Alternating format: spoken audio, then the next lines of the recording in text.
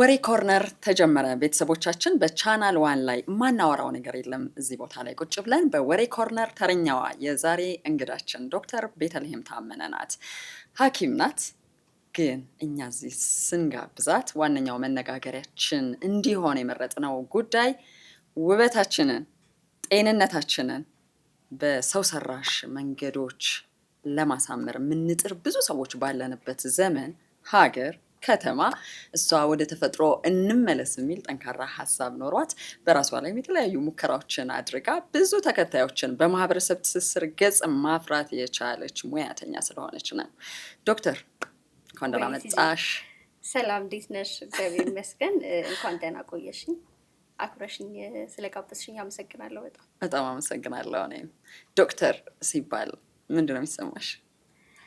የብዙ ዓመት ልፋቴ በቃ ታይትል ነው ራሴ ላይ አድ ያደረገውና ክብር ነው የሚሰማኝ። ልፋቴን ነው የማስታውስበት፣ ከምንም በላይ ልፋቴን አስታውስበታለሁ እና ደግሞ ለማህበረሰቡ ምን አይነት ኃላፊነት እንዳለብኝም ማስታውስበት ነው። ልክ ስሙ በተጠራ ቁጥር እሱን አስታውሳለሁ። ሲቀርም ቅር ይልሻል ማለት ነው? ሲቀርቅር ከሚሉ ሰዎች ውስጥ አይደለሽም?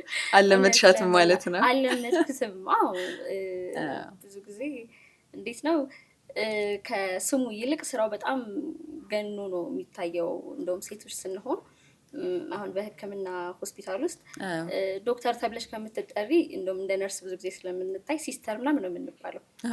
ጋውንም ለብሰሽ ጭምር ጋውንም ለብሰሽም እንደዛ ነው የምትባየው። ግን አንቺ እሱን አይደለም የምታስቢው፣ ስራሽን ብቻ ስለሆነ የምታስቢው ያን ያህል የስሙ መጠራት አለመጠራት እንትን አይልሽም፣ ቅር አያሰኝም።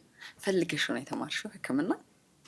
ፈልጌውን የተማርኩት ጥያቄ እንዴት መሰለሽ፣ በጊዜው ጥሩ ነጥብ ስለነበረኝ፣ ጥሩ ውጤት ስለነበረኝ ቤተሰቦቼም ጓደኞቼም በቃ ሜዲሲን፣ ያኔ ትልቅ ውጤት ያመጣ ሰው ወደ ሜዲሲን ነበር የሚገባው እና ወደ ሜዲሲን ገባሁ እንጂ ህግ መማር ነበር የምፈልገው። ህግ ነበር የምትፈልጊው? ነበር። አሁን መሄድ አይቻልም? እንደ ይቻላል? ደስ ይለኛል። ለምን መሰለሽ ግን ፈልገሽ ነው የተማርሽው ያልኩሽ። ብዙ ጊዜ ፈልገው ተጣጥረው ህልማቸው አድርገው ነው ህክምና ውስጥ የሚመጡት። ድንገት ገብቶ ሰርቫይቭ ማድረግ ይቻላል ብዬ የማስበውም የትምህርት ዘርፍ አይደለም። ጥቂቶች ሊያሳኩት ይችላሉ። ከገባሽበት በኋላስ? በጣም ቻሌንጅ አለው፣ ፈተና አለው። ግን የበለጠ ያበረታሻል፣ እልህ ያስይዛል። በጣም ነው እልህ የሚያስይዘው። እንዴት መሰለሽ፣ በቃ ገብተሽ ሳትጨርሺ አለመውጣት። ቤተሰብ የሚጠብቀው አለ፣ ጎረቤት የሚጠብቀው አለ፣ አካባቢሽ ያለው ህዝብ። ኢቨን ሴት ሆነሽ ራሱ ጨርሳ ወጣች ብለሽ አቋረጠችው ከመባል ያንን ስም ይዘሽ መውጣቱ በጣም ደስ ስለሚል በጣም ነው የሚያበረታሽ። በጣም ትጠነክሪያለሽ። በጣም የሚገርምሽ ነገር ምንድነው? ከህክምና ዘርፍ ውስጥ ብዙ ነው። በጣም እድሜ ልክሽን እየሰራሽ ብትኖሪበት፣ ብትማሪ፣ ብትራቀቂ ሁሉ አለቀ የሚባል ነገር የለም። ለዛውም አሁን ዘመናችን በብዙ ቴክኖሎጂ፣ በብዙ መሻሻል ውስጥ አዳዲስ መረጃዎችን የምናገኝባት ናት እና ትላንት የተማርሽው ነገር ዛሬ አፕዴት ይሆናል። ዛሬ ያደረግሽው ነገር ከነገ ወዲያ ሌላ ሆኖ ይጠብቃል። ምርምር ነው፣ አዳዲስ ግኝት ነው እዚህ ዘርፍ ውስጥ እና ምንድነው የሚያስገርምሽ? እስኪ ግልጽ አድርጊልኝ እና ጥያቄሽን። ከሰውነት አካል አይተን ከተማርነው ከትምህርቱ ነው ወይስ ደግሞ እንዲሁ ከትምህርቱ ጋር ተያይዞ ከሰጠን ስነ ምግባር ሊሆን ይችላል፣ ወይም ደግሞ ሳይኮሎጂ ሊሆን ይችላል? ኤኒ ነገር። አሁን የህክምና ዘርፍ ውስጥ እኛ የማናውቀው ሌላ ሙያ ውስጥ ያለን ሰዎች እናንተ በጣም የምትገረሙበት ነገር ይኖራል። ሁሉም ነገር ነው የሚያስገርምሽ። እውነት ለመናገር በተለይ የመጀመሪያ ዓመት ላይ ካዳቫር የሚባል አለ፣ የሬሳ ክፍል ማለት ነው። እና አናቶሚ ስንማር እዛ ገብተን ነው የምንማረው። እያንዳንዱን የውስጥ እቃዎችሽን በምታይበት ጊዜ፣ ውስጥ አካላትሽን በምታይበት ጊዜ ካቀማመጣቸው ጀምሮ በጣም ትናንሽ የምታያቸው ግን በቃ ለሰውነታችን ትልቅ ከልብ እኩል ሁሉ ጥቅም ያላቸው ትላልቅ የሰውነት ክፍሎች አሉ። እነሱን ሁሉ ማየት፣ በተለይ በአካል ማየት ያወጣን እናይ ስለነበረ እጅግ በጣም የሚያስገርመኝ እሱ ነው። ያ ሁሉ ደግሞ እንደገና ተዋቅሮ አሁን ላይ ዛሬ ቆመን የምንራመደው በእነሱ እያንዳንዱ የሰውነት አካላት መሆኑ እጅግ በጣም ያስገርመኛል። ለምንድን ነው ይህን ጥያቄ ያነሳሁልሽ? እንስሳት ሳይንስ ስማር የሂውማን አናቶሚ እና ፊዚዮሎጂ ትምህርቶች ያስገርሙኝ ነበረ። ይሄ ሁሉ መዋቅር ተፈጥሮ በራሱ ሳይሰስት የሰጠው፣ ከዛ ደግሞ እኛ የምንረዳው ጥቂቱን ነው፣ ብዙ ማናውቀው ነገር አለ ያልሻቸው አይነት ላቦራቶሪዎች ውስጥ በጣም ይገርመኝ ነበረ። ለዛ ነው እና ማሙቅ ብዬ ነው ዋናው የተገናኘ ነው ለምን እንደሆነ እናውቃለን አይደል? ከፀጉርሽ ልጀምር ቡዳ ካላየ አይበላም እያሉ ይተርታሉ ትላልቅ ሰዎች። በቡዳ በላሽኝ እንዳትኝ። ፀጉርሽ ያምራል። አመሰግንሻለሁ። በእውነት ያምራል። በጣም አመሰግናለሁ። ዛላው ያምራል፣ ጥቁረቱ ያምራል። ራሱን ችሎ ይሄ ምንድን ነው ቮሊዩም የምንለው አይደል? አሁን ቮሊዩም ነው የገዛ ነው በነገርሽ ላይ እኔ ገዝቼ ነው። አንቺ የራስሽ ነው። አሁን የራስሽ ነው የሚለውን ምስክርነት እኔ ነኝ የምሰጠው። በቴሌቪዥን መስኮት ወይም በዩቲዩብ ስክሪን የሚመለከቱሽ ሰዎች የእውነት ስለ ፀጉርሽ ባናወራ ያው የተለመደው የሴቶቹ ሁማን ሄር ነው የሚሉት። አላጋጠመሽም እንደዛ? ውይ በጣም ያጋጥምሻል። በአካል ራሱ መንካት የሚፈልግ ሰው አለ። አሁን የኔ ተጋነነ ትልቅ ፀጉር ሆኖ እኮ አይደለም፣ ግን ሰው በቃ አሁን ሙሉ ለሙሉ የለመደው ይሄ ኤክስቴንሽኑን ሆነና ትንሽም ፀጉር ካየ በቃ ማመን አይፈልግም። ትንሽም አጭርም ሆኗ ቆንጆ ጥርት ያለ ቮሊዩም ያለው ከሆነ አንድ ሰው ሰራሽ ነገር ጨምራለች ሴት ይባላል። እንዳልሹ ነው። በጣም ብዙ አይነት ፀጉር አለ ኢትዮጵያ ውስጥ። የፀጉር ዳህሳን ነው በፊት አይደል? ሁላችንም ገዢ ሆነናል፣ ሸማች ሆነናል። መሸመት ባንችል እንኳን በሌላ ሂውማን ሄር ባደረገች ሴት ዋው እንላለን። የተለየ ሆኖ ሳይሆን እየጠየቅኩሽ ያለሁት በሆነ አጭር ጊዜ ፕሮሰስ ራስሽን እዚህ ያደረሽበትን ነገር ቲክቶክ ገጽሽ ላይ ስለተመለከቱ ጭምር ነው። ሚስጥሩ ምንድን ነው? ሚስጥሩ ምንድን ነው መሰለሽ? ወደ ተፈጥሮ ነገር ተመለሱ። የፀጉርን የምንከባከብበት የነበሩት መንገዶች በገንዘብ ከሚገዙ ውድ ፕሮዳክቶች እንደኔ ፕሮዳክት የሚወድ ሰው የለም በነገራችን ላይ። በጣም ትገዢ ነበር? በጣም ከልብስ ከጫማ ይልቅ ብዙ ነገሬ ብታዩ ኮስሞቲክስ ነው። አሁን ጓደኞችን ቢሰሙ ይመሰክራሉ። እንደሱን ነገሮች ናቸው የሚበዙት። ያልሞከርኩት ቅባት የለም፣ ያልሞከርኩት ሻምፖ ኮንዲሽነር የለም። ግን ሁሉም ፌል አረገ ማለት አንዳንዴ ፕሮዳክቶቹን በደንብ ሳታውቂያቸውም የመግዛት ችግር ሊሆን ይችላል። አናንብም። አዎ። ሁለተኛ ደግሞ የሆነ ታዋቂ ሰው ስለተጠቀመው ብቻ አይተሽ ያንን ፕሮዳክት መጠቀም ነገርም አለ። በእነዚህ ጉዳዮች ብቻ የገዛኋቸው ነገሮች ከሰሩ። ምንም ለውጥ ሳላይ ማለት ነው። ለብዙ ጊዜ ተጠቀመሽ? አዎ ለብዙ ጊዜ፣ በጣም ለብዙ ጊዜ። አጭር ነበር ፀጉርሽ? ፀጉሬ እንዴት ነበር መሰለሽ? መጀመሪያ እንግዲህ እናቶቻችን ሲንከባከቡት ቆንጆ የሚባል ፀጉር ነበረ። ከዛ ያው ራሴ ሲቀበለው ፀጉሬን በጣም በእሳት ተጎዳ። ከዛ በእሳት ሲጎዳ ደግሞ ጫፉ በጣም ያስጠላል። እሱን መቆረጥ ጀመርኩኝ። እሱን ተቆረጥኩት፣ አጠረ። ሁለተኛ ደግሞ ግቢ ያለሁኝ ስትረሱን ጋር ተያይዞ ይሁን አይ ዶንት ኖ፣ ብቻ ግን በፍጹም ማታውቂው ፀጉር ነው የሆነው። ሳሳ በቃ የኔ ፀጉር አይመስልም ነበር ጭራሹ። እና ቤት ስሄድ ራሱ ላይ ደብሬ ነበር። ተመልሼ ለእረፍት ቤት ስሄድ እንዲህ ምን ሆንሽ ምን ነካሽ ትጠየቂያለሽ። ምን አድርገሽ ነው ምናምን። ዘመድ ምናምን ደግሞ ሰው ፀጉር ይወዳል። ሞገስ እኮ ነው ፀጉር እንኳን ለሴት ለወንድ። እውነት ለመናገር አይናችን ቀድሞ የሚያየው ፀጉርን ነው። ለዛ እኮ ነው አሁን ሩቅ ሄደን ሂውማን ሄሩን እየተሸከምን ያለ ነው። ቢያንስ የሰው አይን ፀጉሩ ላይ ይረፍ በሚል ነው። ልክ ነው ልክ አይደለም? በደንብ እናወራለን እሱ።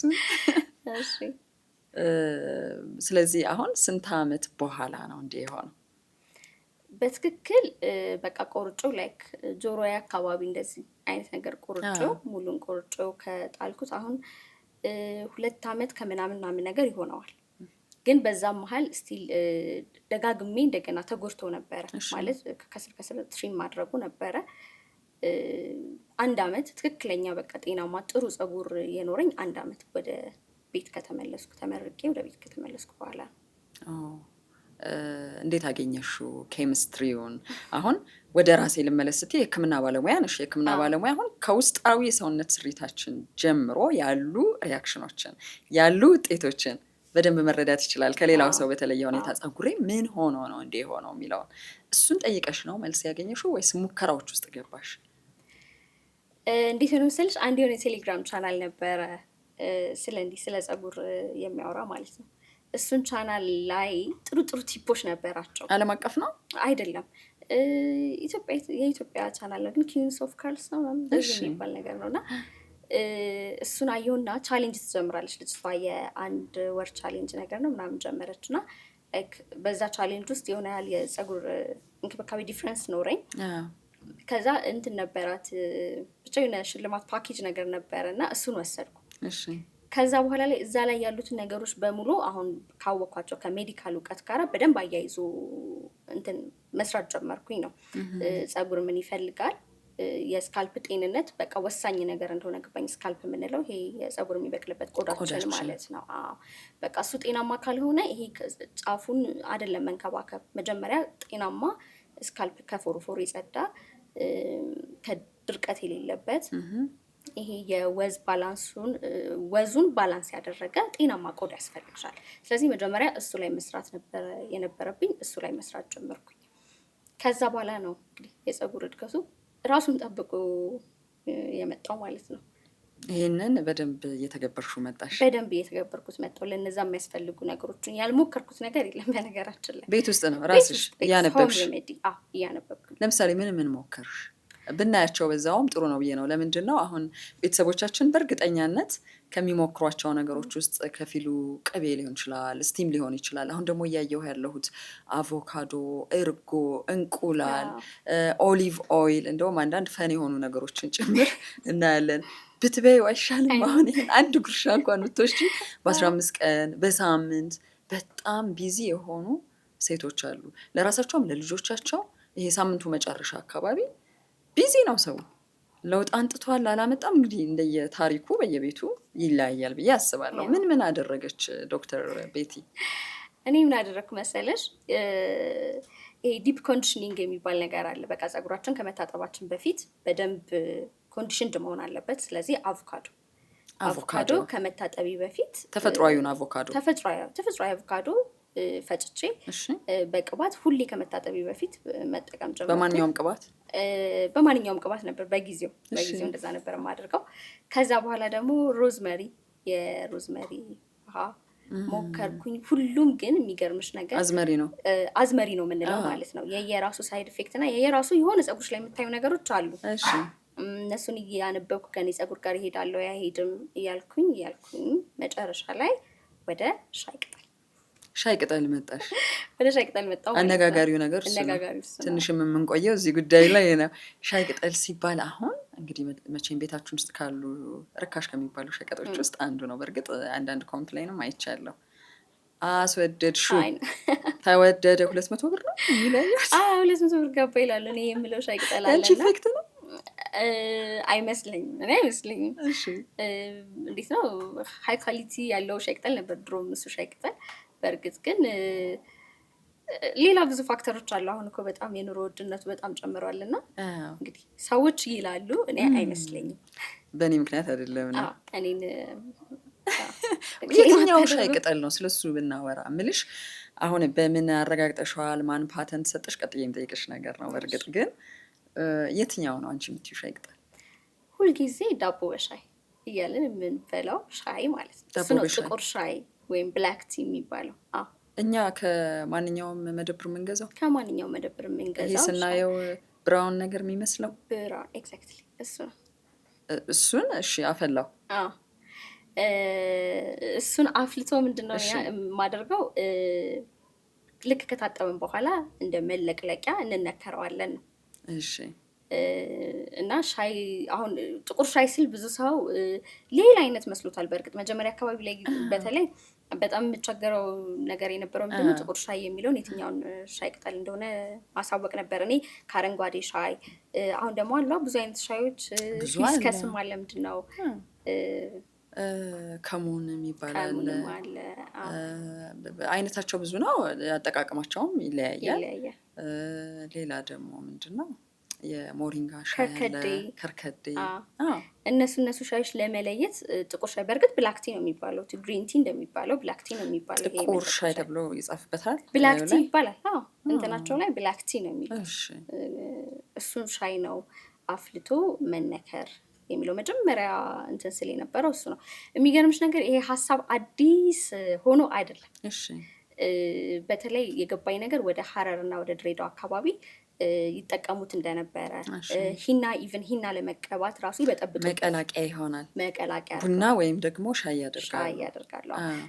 ብቻውንም ይጠቀሙታል። ብቻ ወደ ሶማሌ ወደ እንደ ቀሲል ምናምን። አሁን ቀሲል ኢቭን ለፀጉር በጣም አሪፍ ነው እና ብቻ እንደዚህ የቅጠል እንትኖችን ይጠቀማሉ እና የሻይንም ቅጠል ይጠቀሙታል። የሚገርምሽ ነገር ግን ያው በደንብ አናውቀውም፣ አልተጠቀምንበትም ነበር። ለምንድን ነው ብዬ አስቤ አላውቅም። በእርግጥ ያልሽው ነገር ግን አለ። ሲበጠበጥበት ሂና ሲበጠበጥ ለምሳሌ በቡና ወይ በቡና ወይ በሻይ ይደረጋል። አዎ ለምንድን ነው የሚለውን ስለዚህ ንጥረ ነገር አነበብሽ፣ ከዛ ሪሰርች አደረግሽ፣ የተጻፉ ነገሮች አሉ ወይ የሚለውን እናውራ። እንዴት ነው እኛ ፋሚሊ ውስጥ በደንብ ይታወቃል ሻይ ቅጠሉ መጀመሪያውኑ። እናቴ ከዚህ በፊት ትነግረን ነበር ነው ስለ ሻይ ቅጠል እና ከዛ እስኪ ሞክረው በሚል ከሲስተሪ ጋር ሞክረ ነው እናውቃለን። ከዛ የተወሰነ ዲፍረንስ አየንበት። እንዳልኩሽ ወደ ግቢ ሲሄድ ሙሉ ለሙሉ ተውኩት።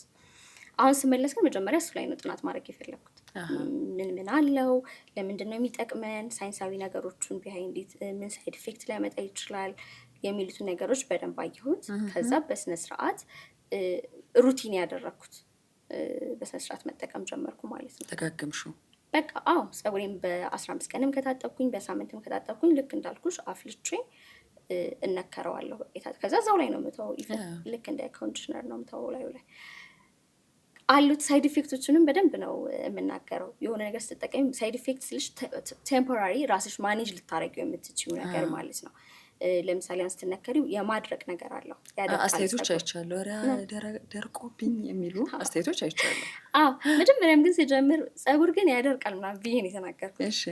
ያደርቃል ግን እርጥቡን ቅባት ከቀባሹ በደንብ ሞይስቸር ካደረግሹ የሚገርምሽ ነገር ያለሰልሳል። በተቃራኒው ሌላ ኮሜንቶች ስታይ ደግሞ ምን ለውጥ አያችሁ ብዬ የሆነ ጊዜ እንትን ያልኩት ላይ ለሰለሰ ምናምን ንጋት ናቸው ያሉት። እርጥቡን ቅባት ይፈልጋል ነው ሻይ ቅጠሉ። በሌላ ሻምፖ ኮንዲሽነር ከጨረስኩ በኋላ ነው ማለቅለቂያ ነው አለቅልቄው፣ ከዛ ደግሞ ቅባት ይፈልጋል። ከዛ በኋላ ላይ ልክ እርጥቡን ባይ ዘ ዌይ ኖርማሊ ፀጉርሽን ቅባት ስትቀቢ እርጥቡን ቅባት መቀባት በጣም አሪፍ ነው። ፔኔትሬት ወደ ውስጥ ዘልቆ እንዲገባ ያደርጋል። የምትጠቀሚውን ቅባት ዘልቆ እንዲገባ ያደርጋል። በደረቁ ከቲክር እንትኑ ላይ ከመቀባት ፀጉሩ ላይ ከመቀባት እርጥቡን መቀባት በጣም የተሻለ ነው። በጣም አሪፍ ነው ሞይስቸራይዝድ ለማድረግ። አንዳንድ እንደነኛ አይነት ቲፖችን የሚሰጡ ዓለም አቀፍ ድረገጾችም አሉ። በእርግጥ እናነብና ወዲያው እንነቃቃና 1-2 ቀን አድርገ ነው እንተወዋለን። ቅድም ያልሹ በድግግሞሽ ሳትታክቺ ማድረግሽ መሰለኝ ልዩነቱ። ከዛስ ለውጡን ማየት ጀመርሽ? በደንብ በጣም ድራስቲካል የሆነ ቼንጅ ማለት በጣም የሚያስደንቅ ለውጥ ነው የምታዩ። ኮሜንቶች ላይ ገብተሽም እንዲህ ስታዩ ታዩታላችሁ እኔ ፔጅ ላይ እና በጣም ነው ለራሴ እኔ ራሱ አሁን ይሄን ነገር ሰው ብል ያምነኛል ምናምን እንዳለው ፎቶ አንስተው ሲልኩልኝ ማለት የምሬን ተሳቅቄ ተውኳቸው ምናምን አለ። በጣም አሪፍ ለውጥ ነው የምታዩ። ከቮሊዩም በደንብ ፀጉር ያበዛል፣ ቁመት በጣም ይጨምራል። ፕላስ ደግሞ ፎሮፎር ያጠፋል። ፎሮፎር ምንም ጥያቄ የለው። ቅድም ያልሹ ደግሞ ለቆዳው ጥራትና ጤንነት ስካልፕ ጥሩ መሆን አለበት ነው ባላንስ የሚያደርገው። ፎሮፎር ሲጀመር አንታይ ዳንድሩፍ፣ አንታይ ባክቴሪያል እና አንታይ ፈንጋል ፕሮፐርቲ ያለው እና ፎሮፎር ምንም ጥያቄ የለውም። በደንብ ነው የሚያጠፋው። እሱን ነገርም ሰው እያየ ሲመጣ ነው በቃ በደንብ መጠቀምም ጀመረ። እኔ መጀመሪያ ላይ ቀለል አድርጌ ነበር ሳሳይ የነበረው እና ለካ ሰው ግን ከውስጥ ይጠቀም ነበር ነው። ይኸውን አንቺ እንዳልሽው እስኪ ልሞክረው አይነት ነገር ይጠቀምና ከዛ መጨረሻ ላይ ነው የገባኝ በደንብ ሰው ለውጥ እያየበት እየተጠቀመበት እየመጣ እንደሆነ ማለት ነው። ምክንያቱም የራሴ ፀጉር፣ የራሴ ቆዳ፣ የራሴ ይኸው ሙከራ ውጤት የሚሉ ነገሮች ሰዎችን ይስባሉ። ምንም ጥያቄ የለውም። አሁን ሌላው ጥያቄ የሚሆነው ከዚህ ቀደም ደግሞ ሌሎች ልክ እንደዚህ ትምህርት የሚሰጡ ሞክሩት ግድ የለም እያሉ ደግሞ የሚሉ ሰዎች አሉ አይደል? እዚሁ ማህበረሰብ ትስስር ገጽ ላይ ለምሳሌ አዝመሪኖ ተፈልቶ ውሃውን አስቀምጣችሁ ፍሪጅ ውስጥ ከዛ ሁልጊዜ በ2-3 ቀን ስካልፑን መቀባት የሚሉ አይቻለው። ቀይ ሽንኩርት ፀጉርን ለማብዛት እና ልክ ከፊት ለፊት ግንባራቸው አካባቢ ባዶ ለሆኑ ሰዎች በተለያየ ምክንያት ጧት ሳትሰንፊ አድርጊ የሚል፣ ነጭ ሽንኩርት ተጠቀሚ የሚል። ሌላ ደግሞ ምንድነው የተመለከትኩት? ቁርንፉድ በጣም ታዋቂ ነው። አዎ እነኚህ ነገሮችን በደንብ ሳይታክቱም ያደርጓሉ። ግን አንዱን ትታያለሽ፣ አንዱን ታደርጊያለሽ፣ አንዱ ጋር ትመጫለሽ። የአንዱ ሳይድ ኢፌክት በዝቶብኛል ብለሻል፣ ግን ማብራሪያ አላገኘሽም። ይሄ ራሱን የቻለ ደግሞ ችግር አይፈጥርም ወይ? ሐኪምም ስለሆንሽ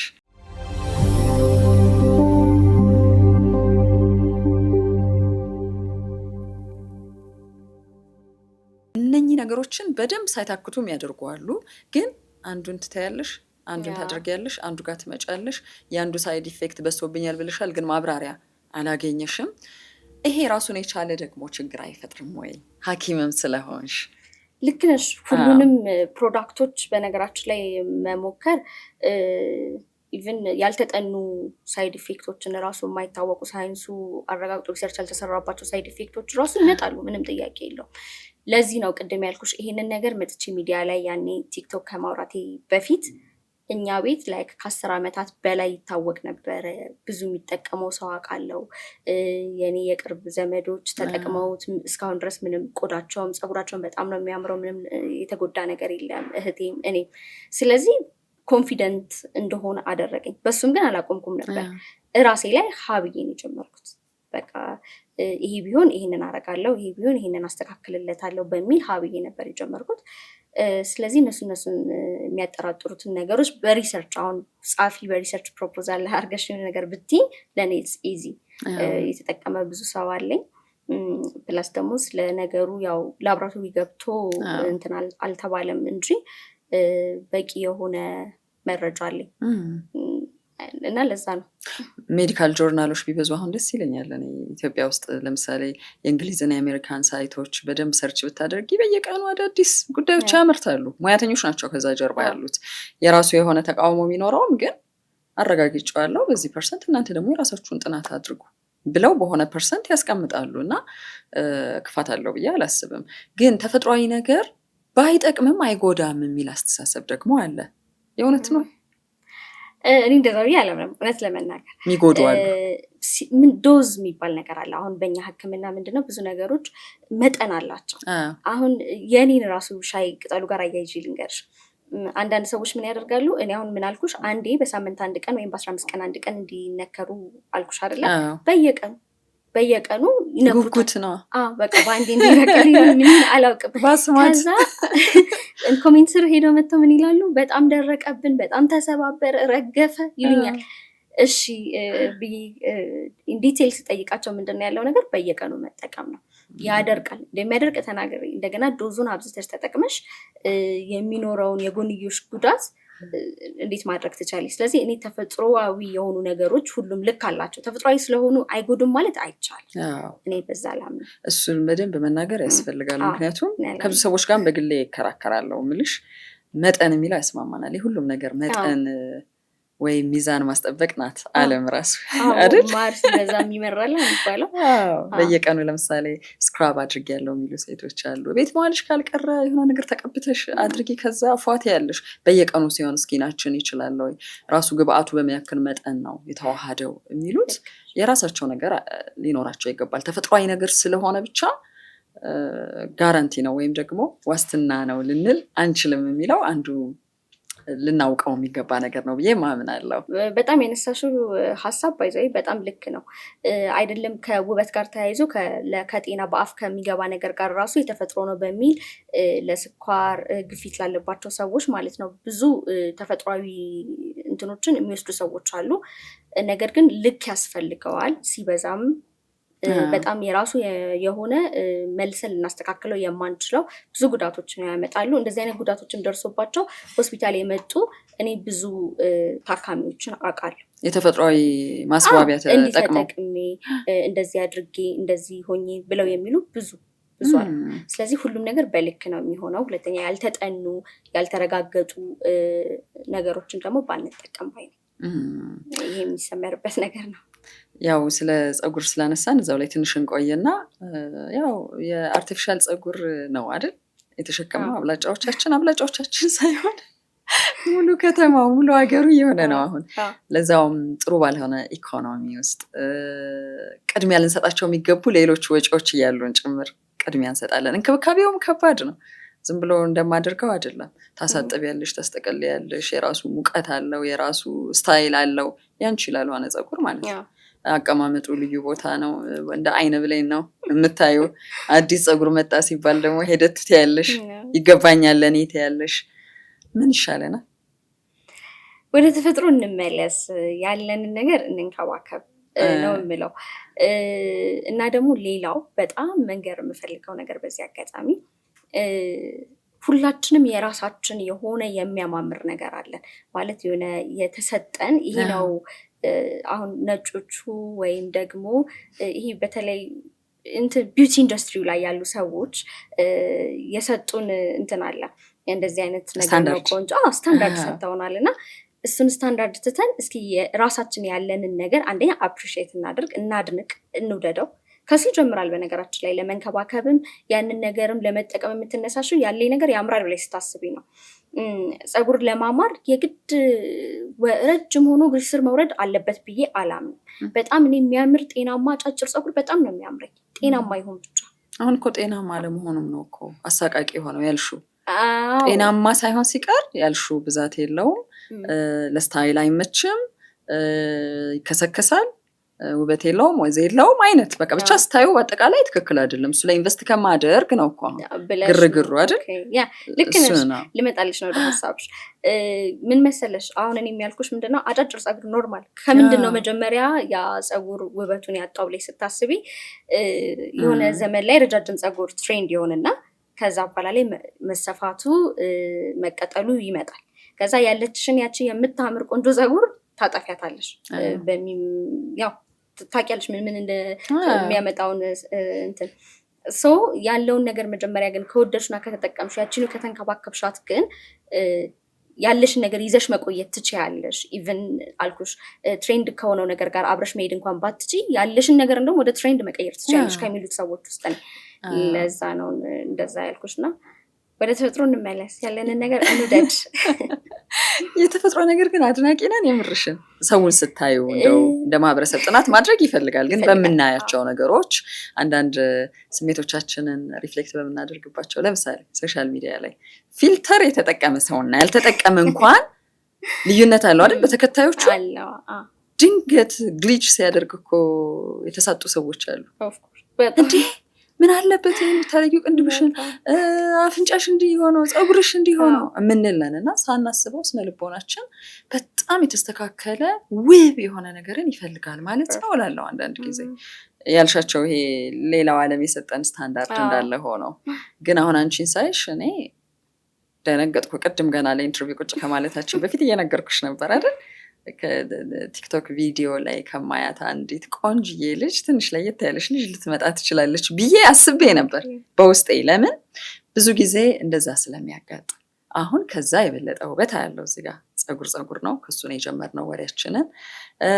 ግሎ የሚያደርግ የፊት ቆዳ አለሽ። ሰዎች አይሉሽ ይሉኛል። ምንም ሜካፕ አልተጠቀምሽም፣ ኩል ብቻ ያለው እዚህ ጋር። ሴትማ መኳል አለባት። እና ወደ ፊታችን ደግሞ ቆዳ ጤንነት እንሂድ። እሱ ላይ የራስሽ የምትያቸው የምታስተምሪያቸው ግንዛቤ ደጋግመሽ የምትሰጪባቸውን ቪዲዮዎች ተመልክቻለሁ። ለምሳሌ የሰንስክሪን አጠቃቀምን በተመለከተ ሰንስክሪን እንላለን ሁላችንም፣ በትልቅ ዋጋ ነው የሚገዛው፣ ከሌላው ዓለም ነው የሚመጣው፣ ግን ስንጠቀም ትክክል አይደለም። ስለዚህ ለውጥ አናይ። ምንድነው የምታየው ችግር? ምንም አይታይ ችግር አለ። እሺ ምንድነው መሰለሽ እስኪ ቆይ ከራሴ ጋር አየጂስ ነገር ሜቢ ሰው በደንብ አንደርስታንድ ያደርገኛል። የኔም ቆዳ በብጉር ምክንያት ችግር ነበረበት። ችግር አበዛ ከማማሩ በፊት እንደዛ እንዳትልኝ እንጂ ነበረበት። በጣም የሚያቀኝ ሰው ያውቃል። በጣም በብጉር በጣም ነበረ ተሰቃየት የተቸገርኩት። ግን ምንድነው ከኤጅ ጋር ተያይዞ በተለይ አሁን ለያንግ ኤጅ ይሄ ፒቨርቲ ላይ በተለይ አዶለሰንት ነው የሚባለው እነሱ ኤጅ ላይ በብጉር የሚቸገሩ ልጆች ጋር ይጠቅማል ብዬ ነው።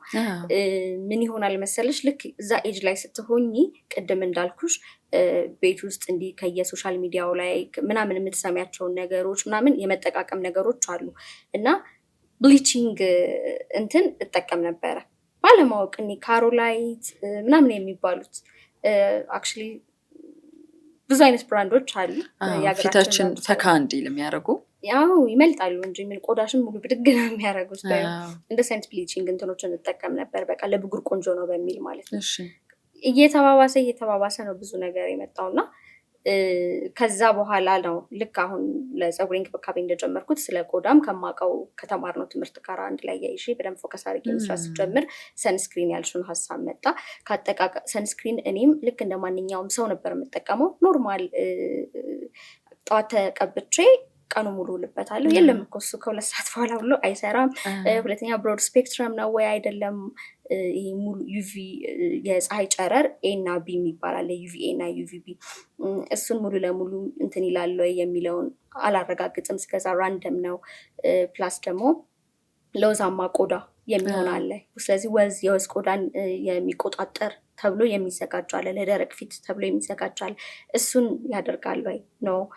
ፕላስ አሁን ደግሞ አድቫንስድ ሆነና ቲንትድ ሰንስክሪኖች መጡ። ቲንትድ ሰንስክሪኖች ደግሞ ምን አይነት ናቸው? ይሄ ከብሉ ላይት የምንለው ወይም ደግሞ ከስልካችን ከፒሲ ስክሪን ፕሮቴክት የሚያደርጉን ሁሉ መጥተዋል።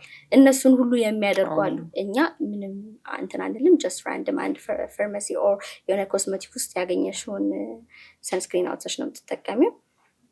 ከዛ አይደለም ለውጥ እንደውም ከቆዳሽ ጋር ባለመስማማት ሰንስክሪን መጥፎ ነው ያጠቁራል ኦር ሰምቲንግ ሌላ ስንት ትለጥፊለታለሽ እተዋዋለሁ ከዛ ታየዋለሽ። አሁን ባለው ወይዘር ደግሞ አስቢ። ይሄም ወይዘር ባይሆን በቃ ሁሉም ላይት አለው አይደለም እንቅስቃሴያቸው ከሌሊቱ ውጪ አለው። ስለዚህ ግዴታ ነው መጠቀም፣ በጣም ግዴታ ነው አልኩሽ። ከካሜራ ላይት ጀምሮ እናንተ አሁን ከስራችሁ ጋር ካሜራ ላይት ራሱ የራሱ ነገር አለው። የስልክ ላይት አለው። የቆዳ ሴልሽን ዳሜጅ ያደርጋል። ሶ ሰንስክሪን በጣም በቃ ወሳኝና ወሳኝ ነገር ነው ቆዳን ለመንከባከብ። እንደውም ለመጀመር ስታስቢ መጀመሪያ ላይ ልክ አፍሪካ ሀገር ውስጥ በጣም ፀሐያማ ሀገር ውስጥ እንደሚኖር ሰው መጀመሪያ ልናስብ የሚገባው ነገር ሰንስክሪን ነው ብዬ ነው የማስበው። ሁሉም ሰው ነው መቀባት ያለበት። ሁሉም ሰው ያው የወንድ ሴት የለውም። በነገራችን ላይ ወንዶች ብዙ ጊዜ ለነሱ አይመስላቸውም እንጂ ቅንጦት ይመስላቸዋል። ቅንጦት ነው ይመስላቸው። ሁለተኛ ሜካፕም ነገር የሚመስለው ሰው አለ። ሰንስክሪንን ግን አይደለም፣ የፀሐይ ጨረር መከላከያ ነው። የፀሐይ ጨረር መከላከያ ነው። እድሜያቸው ትናንሽ የሆኑ ልጆችንም መቀባት አለበት። አዎ ለህፃናቶች ተብሎ ለልጆች ተብሎ የሚዘጋጁ አሉ። ከትልልቆች ከአዋቂዎች ይለያሉ። እነሱ ለልጆች ተብሎ የሚዘጋጁ ሰንስክሪኖች አሉ። እነሱንም መቀባት ትችላለሽ። ዋጋቸው እኮ ትልቅ ጥያቄ የሆነ ነው። በእርግጥ አሁን ይሄን እንደ ፍሬ መጠየቅም አፍራለሁ። ለምን መሰለሽ?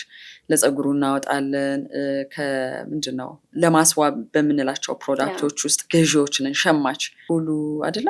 ዊጉ፣ ሊፕስቲኩ፣ ቻፕስቲኩ፣ ፋውንዴሽኑ፣ ፓውደሩ፣ በቃ ዝርዝረን ማንጨርሳቸው ብዙ ፕሮዳክቶች በየቤታችን አሉ። ሴቶች በተለይ በየቦርሳችን አለ።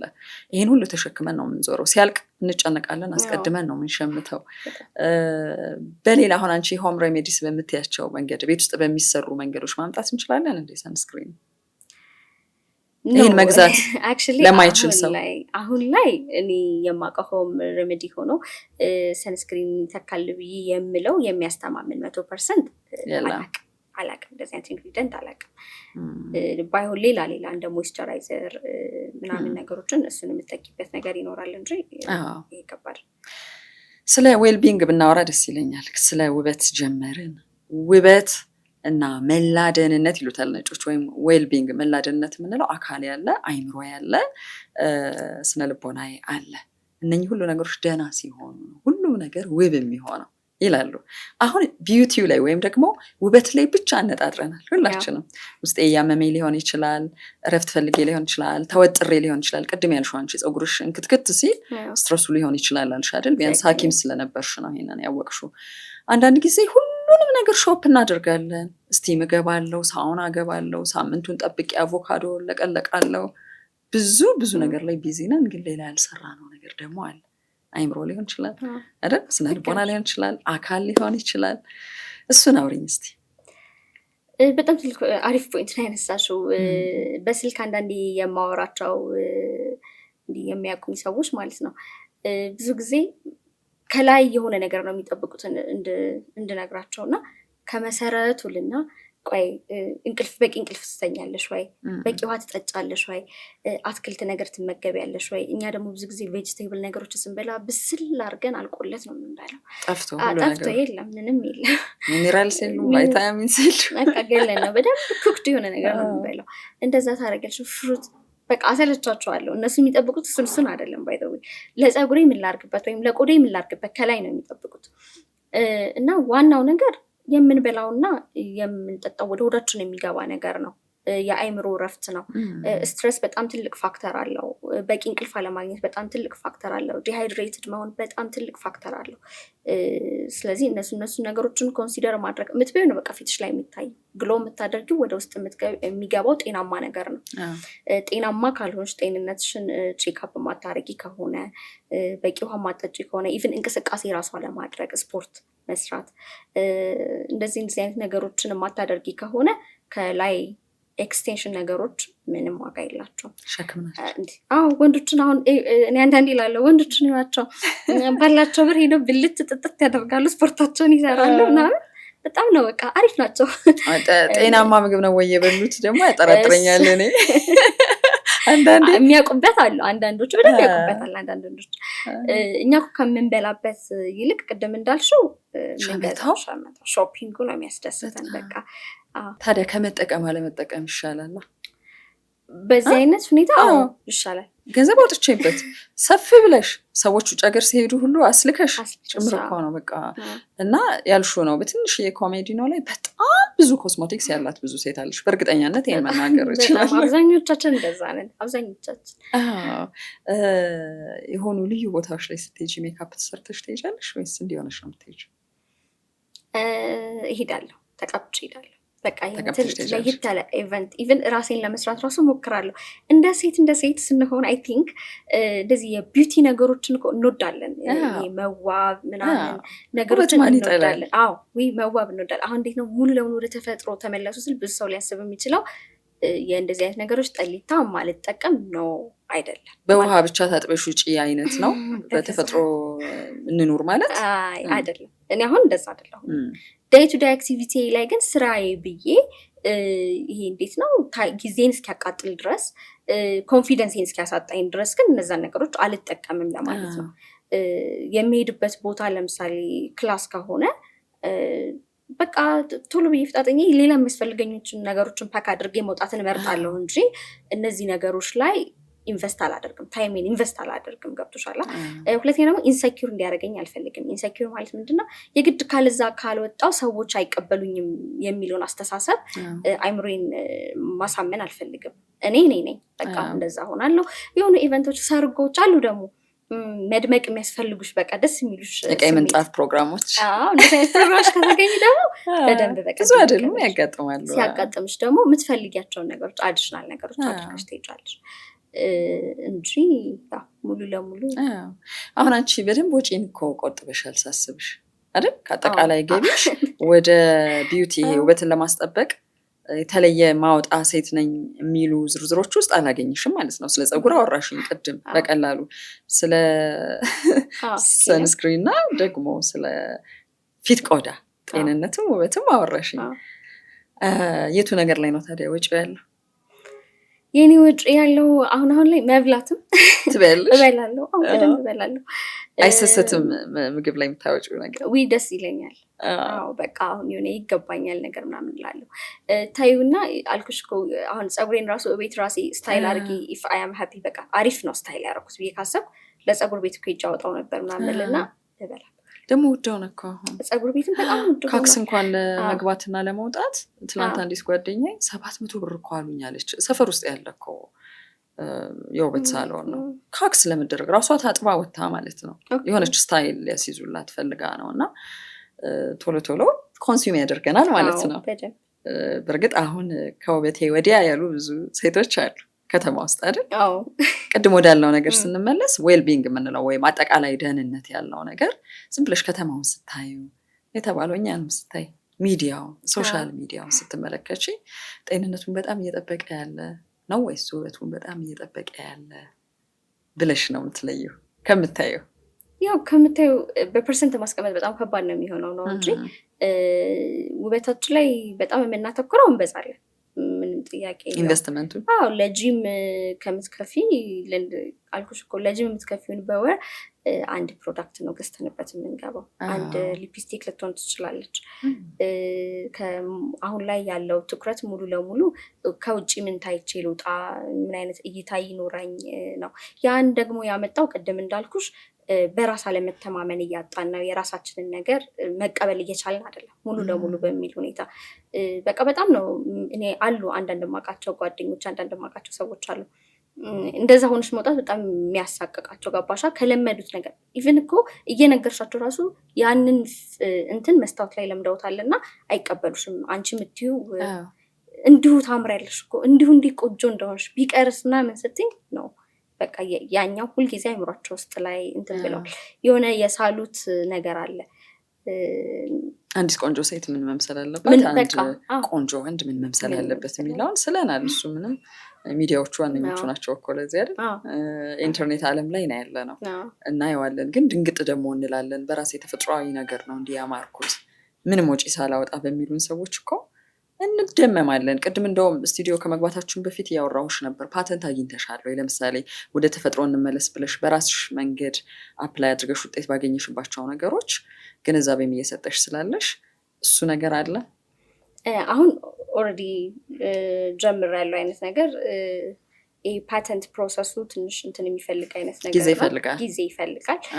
እኔም ደግሞ ሙሉ ለሙሉ ገብቶሻል በደንብ ኦርጋናይዝድ ሆኜ ወደ ማህበረሰቡ በሰፊው ወደ ገበያ የምወጣ ከሆነ በደንብ የተደራጀ ነገር ኖሮኝም ስለፈለግኩኝ ገበያውን ማሆን እንዲህ በሰፊው አልጀመርኩም። ሲጀመር እንዲሁ አንዳንድ ሰው ስሪልና ምን ለሚል ሰው ነው እንጂ እንደ ገበያም አልያዝኩትም። ኦይል እያደረግሹ ነው?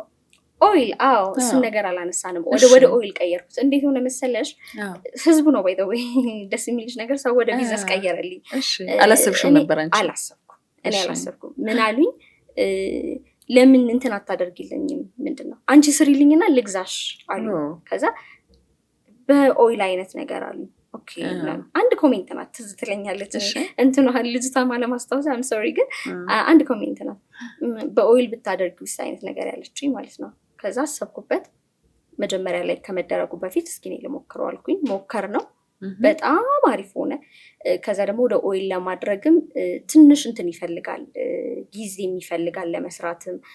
ፕላስ ደግሞ ዲዞልቭ በደንብ ለመሟሟት እዛ ላይ ያለውን ንጥረ ነገር ሙሉ ለሙሉ አሁን በውሃ ሲሟሟ እና በኦይል ሲሆን በጣም ይለያያል። በውሃ ነው ቶሎ የምታገኘው እና ትንሽ የምትጠቀሚያቸው ብዙ ቴክኒኮች ይኖራሉ እዛ ላይ ያለውን ንጥረ ነገር ሙሉ እንትን ለማድረግ።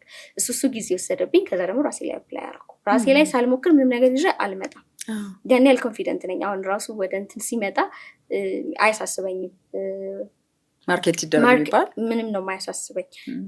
ራሴ ላይ በደንብ ሞከርኩት። ከዛ አካባቢ ያለ ሰው ሞከረው። ከዛ የጠየቁኝንም ሰዎች ሞከሩት። ከዛ እንደውም ጭራሽ በጣም ወደዱት። ካሰብኩት ይሄ እንዴት ነው በደንብ እንዳልኩሽ ላብራቶሪ ገብቶ ቢጠና የሆነ ነገር የተለየ ነገሩን እዛ ላይ ማወቅ ይቻላል። እኔ አሁን በላብራቶሪ ስላላጠናሁት እኔ አሁን ሳይንሷንና በቃ ይሄ እንትን ነው ሰው ላይ አፕላይ አድርጌው ያየሁትን ሪዘልት ነው የማውቀው። ሰው ብቻ ወደ ኦይልም ቀይሬያለሁ ለማለት ነው። የሆነ ካምፓኒ ይኖራታል ዶክተር ቤተልሔም ከሆኑ ዓመታት በኋላ።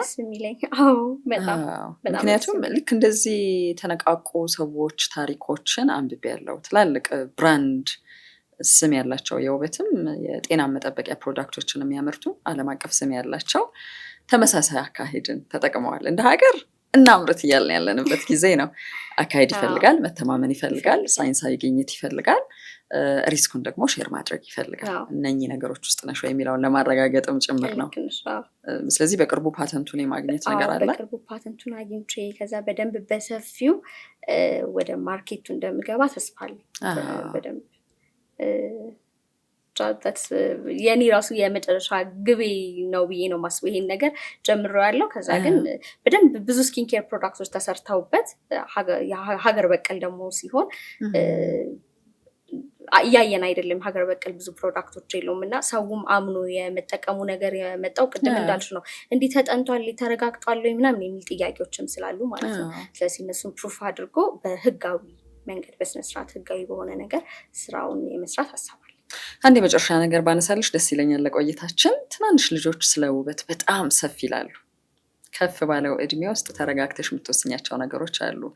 በእድሜ አፍላ መሆን ራሱ ውበት ነው አይደል? ዝም ብሎ ቆዳሽን ስታዩ የሚገርም ተፈጥሮ በቃ የሆነ ነገሩን በልጅነትና በለጋ እድሜያችን ነው የሚሰጠን የሚለውን ግን ቆይተን ነው የምናውቀው። ፀጉራችን ካለቀ በኋላ ወዝ ካጣን በኋላ ነው።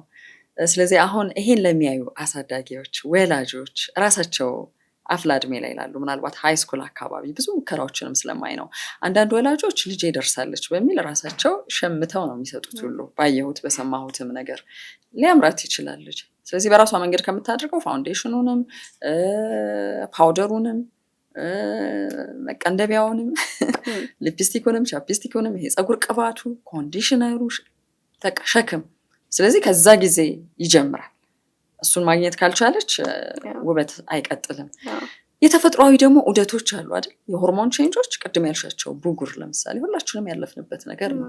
የሚደበቁ የሚደበቱ ለማጥፋት የሆነ የተሳሳተ ምርት ደግሞ በብላክ ማርኬት ሳይቀር የሚቀርብላቸውን የሚገዙ ብዙ ልጆች አሉና እዚህ ላይ ተፈጥሮን እንደምታደንቅ አንድ ባለሙያ እንደ አንድ ሐኪምም ማለት ስላለብሽ እድሉን ሰጣለሁ። እሺ የመጀመሪያው ነገር ከወላጆች ልጀምር። ምክንያቱም እነዚህ ልጆች ስለሆኑ ወላጆች ናቸው ምሳሌ የሚሆኑት እና ወላጆች ልጆቻችሁን ጥሩ ነገር በሏቸው። ከኛ አፍ የሚወጣው ከኛ የምንናገራቸው ነገሮች ናቸው በነገራችን ላይ ልጆቻችን ላይ ተጽዕኖ የሚያደርሱት። እኔ አሁንም ካለኝ ኤክስፒሪየንስ አንስቼ አንዳንድ ወላጆች ምን ይሉኛል፣ እኔ ይሄን የመሰለ ፀጉር ይሄን የመሰለ እንትን ኖሮኝ እንደው ከየት እንዳመጣሹ ሁላ እላታለሁ ምናምን። በቃ ከዛ እንዲህ አይባልም እላለሁ። ምክንያቱም ትናንሽ ሳናስብ እንደ ቀልድ ያወጣናቸው ቃላቶች ልጆቻችን ጭንቅላት ላይ ተቀርጸው ነው የሚኖሩት። ከዛ ምንድነው ያቺ ልጅ የምታስበው ከእናቷ በላይ ማን አለ? እናቷ ያለቻትን እናቷ ያላደነቀችላትን ውበት እናቷ ያላደነቀችላትን ፀጉር ማን ይቀበለዋል ብላ ታስባለች። በቀልድም ቢሆን ለልጆቻችን የምንናገረውን ነገር እንምረጥ። እሱ የመጀመሪያው ለወላጆች የምነግረው ነገር ነው። ሁለተኛ ደግሞ ትናንሽ ለውጦችንም ስናይ ልጆቻችን ላይ ምን እንደሆነ አብረን ለመርዳት እንሞክር። ለምሳሌ አሁን ቅድም እንዳልሽው ብጉርም ሲሆን በጊዜ በሐኪም የሚታዩ በቆዳ ሐኪሞች የሚታዩ ከሆኑ ባለን አቅም ብናሳያቸው። ሁለተኛ ደግሞ ሌላ ተጽዕኖ ከመሰደብ ጀምሮ ሰዎች ያገሏቸዋል። ትምህርት ቤት ውስጥ ስም ይወጣልሻል ስም ቅጽል ስም ምናምን እና እነዛ ነገሮች የትምህርት መማር ሂደቱ ላይ ራሱ ብዙ ተጽዕኖ እንደሚያደርስ ማወቅ አለብን። ልጆቻችንን ወደ ትምህርት ቤት ስትልኪ ጀስት ደብተርና ቦርሳ ይዘሽ መላክ ሳይሆን አይምሮዋ ውስጥ ምንድነው ይዛ የምትመጣው? ነፃናት ወይ? ወንዱንም እንደዛው ምን ለማድረግ እየሞከረች ነው የሚለውን ጨምሮ ምን ለማድረግ ነው እየሞከረች ያለው? ልክ ነሽ። በራሷ እኮ ሶሉሽን ትፈልጋለች፣ መፍትሄ ትፈልጋለች እኮ በራሷ። ስለዚህ ያለውን ለውጥ አብረው ዲስከስ ማድረግ እንዲህ ጊዜ ቦታ ሰጥተሹ በደንብ በቃ ጊዜ የሚሰጣቸው እድሜ ነው እሱ እድሜና እዛ ላይ በራሳቸው መተማመኑን ቤተሰብ ከማድነቅ ጀምሮ ቤተሰቦቻቸው የሚያደንቋቸው ከሆነ ልጆች በጣም ራሳቸውን የሚወዱ አንዳንድ ልጆች አታውቂም? በሰው ሁላኔ እቀናለሁ ባላቸው ነገሮች በጣም የሚተማመኑ የሚወዱት ማለት ነው። ጥፍሮቻቸውን ምናቸውን በቃ ከትንንሽ ነገር ጀምሮ የሚወዱት ልጆች ያለው እና ያ ሁሉ የቤተሰብ ስራ ነው፣ የቤተሰብ ኃላፊነት ነው። ወላጆች እንደዚህ አይነት ነገር ላይ በጣም ትኩረት ስጡ። ከአፋቸው የሚወጡ ቃላቶችን በተለይ በደንብ አስቡበት። ከሶሻል ሚዲያ ወይም የግድ ከውጭ አይደለም ወይ ከጓደኛ አይደለም፣ ከቤት ነው የሚጀምረው። ምክንያቱም አንድ ሶሻል ሚዲያ ላይ ሲያወራ የነበረ መምህር ነው የሰማሁት። ልጅቷ መንገድ ላይ ከጓደኛዋ ጋር ትገናኛለች ሁልጊዜ የሴት ጓደኛዋ ጋር እና ከቦርሳዋ አውጥታ የምትሰጣት ቁሳቁስ ነበር። አሁን ያው መመሪያ ወጥቶ ሁሉም ትምህርት ቤቶች ውስጥ ፀጉር መቀጠል አይቻልም፣ ሜካፕ መጠቀም አይቻልም የሚል ትንሽ የገላገለን መመሪያ አለ። ከዛ ይህ መመሪያ ከመውጣቱ በፊት ነው እና ሃይስኩል ተማሪዎች ናቸው 10ኛ ወይ 11ኛ ክፍል። ከቦርሳዋ ውስጥ የእናቴ መኳኳያዎች ናቸው ብላ ነው ለዚችኛው ሼር የምታደርገው። ልጅቷ ተማሪ መስላ ነው የምትወጣው። ስትወጣ ሂውማን ሄር የሚመስል ማስያዣ እሱን ታደርግላታለች። የምትቀባባትን ነገር ቀባብታ ትሄዳለች። በአንድ ምክንያት ወላጅ አንጪ ተብላ ወላጅ ይዛ ስትሄድ የከሊት ልጅ ነኝ የከሊት እናት ነኝ ብላ ትቀርባለች እና ፀጉር የምትቀጥለው ሜካፕ ተሰርታ የምትመጣው ደነገጠች። ተሳስተችኋል፣ ስለኔ ልጅ አይደለም የምታወሩት፣ የምን ፀጉር ነው የምታወራኝ ብላ አለች ብለዋል። አታውቃትም ማለት ነው እናትየዋ ልጅቷን። ግን ልጅቷ በኋላ ላይ ያው ራሷ አመነች። ትፈልጋቸው ነበረ። ለምን? ሌሎች ጓደኞቿ ተጽዕኖ ውስጥ ጥለዋታል። ስለዚህ እዚች ልጅ አይምሮ ውስጥ ዝም ብሎ አስቢው፣ ረዥም ፀጉር ካልሆነ፣ ቀለም ካልተቀባ፣ ፊትሽ አንዳንድ ነገር ካልተስተካከለ ውበት የሚባለውን ነገር ጥያቄ ምልክት ውስጥ ታስገባዋለች። እና እንዲህ ልንሸዋወድ እንችላለን እንደተባለው አሳዳጊም ልጆችም ሆነ የቤተሰብ ቁጥጥርም ኖሮ ስቲል ደግሞ ትምህርት ቤት ውስጥ ባለ ጓደኛ መምህር ተጽዕኖ ሊደርስበት ልክ ነሽ። እሱም በጣም ብዙ ፋክተሮች አሉት። በእርግጥ ቤተሰብ ብቻ ኃላፊነቱን ወስዶ ሁሉን ነገር ይቆጣጠራል ለማለት ሳይሆን ያው የመጀመሪያ ደረጃውን የሚወስደው እሱ ነው ለማለት ነው። መቅረጽ የምትችው ልጆች ነጭ ወረቀቶች ናቸው ይባል የለ አንቺ ነሽ የፈለግሽውን ነገር የምትጽፊባቸው። ልጅቷ ግራ የገባትን ነገር እኮ ትምህርት ቤት አይታ መታም አንቺ ጋር ታማክርሽ አለች አንቺ በደንብ ፍሬንድሊ እና ክሎዝ ሆነሽ። ስለዚህ ወደ ቻሌንጁ የመቀላቀል አይነት ስሜት ተሰምቶኛል። በጣም ደስ ይለኛል። በየስንት ጊዜው የሚነከረው ከታጠብኩ በኋላ በ15 ቀን በሳምንት። በነገራችን ላይ ከዛው ከፎሎወሮች አንዷ ደግሞ ለቅንድብ ዲስከቨር እንዳደረገችው ልንገርሽ። ቅንድብ እንደሚያሳድግ የሚፈልጉ ሴቶች አሉ እና እኔ ያው ፀጉር አይደል ለቅንድብም ሰርቶላት እሷ ለፀጉሯ ስትጠቀመው የሚገርምሽ ነገር ለቅንድቧ ትጠቀመዋለች ነው። ከዛ ለቅንድቧ ለውጥ አይታ ነው ኮሜንት የጻፈችው። እኔ ትንሽ ሌዚ ሆንኩኝና በደንብ አልተጠቀምኩትም እና እንዲወጥቼ ለማውራት አልቻልኩም። ግን ከሆነ ጊዜ በኋላ አንዳንድ ኮሜንቶች ሳይ እንደዚሁ ደግሞ ሌሎችም እኛም ሞክረነዋል፣ አሪፍ ነው፣ አብዝቶልናል ምናምን የሚሏል። አስበው ለፀጉር ብቻ ሰው ለቅንድብ ማስብበት ላስብበት። በጣም ጥሩ። የፀጉሩ ነው ለጊዜው በጣም አሳሳቢ የሆነው እኮ በሚል ዶክተር ቤተልሔም በጣም ደስ ብሎኛል በእውነት። ያው ብዙ ኤክስፐሪንሶች ሊኖሩ ይችላሉ። ይሄ ውበት፣ ጤንነት፣ ተፈጥሮ፣ አርቲፊሻሉ ፕሮዳክት የሚለው ላይ ትንሽ እንቆይ በሚል ነው። ትልቁ ማሳያ ሊሆን የሚችለው አንቺ ፀጉር የነገርሽን ታሪክ ነው፣ የፊትሽ ቆዳ ነው። አረ በደንብ አዘናፊው። ለማንኛውም ያው አምራች ሆነሽ ደግሞ ሐኪም ቤተልሔም ታመነ በዚህ ምርቷ ለኢትዮጵያ አንድ ነገር ይዛ መጣች የሚባልበት ጊዜ ሩቅ አይሆንም ብዬ አስባለሁ። የነበረን የወሬ ኮርነር ቆይታ በጣም ነው የማመሰግንሽ። እኔም በጣም አመሰግናለሁ። ቆንጆ ቆይታ ነበር የነበረ። አመሰግንሻለሁ። በጣም አመሰግናለሁ። በድጋሚ ቤተሰቦቻችን ወሬ ኮርነር የዛሬው በዚሁ ተጠናቋል። በሌላኛው ወሬ ኮርነራችን ከሌላ ሰው ጋር ደግሞ እንደዚሁ ጨዋታ እናደርጋለን። ስለነበረን ቆይታ ከልብ አመሰግናለሁ።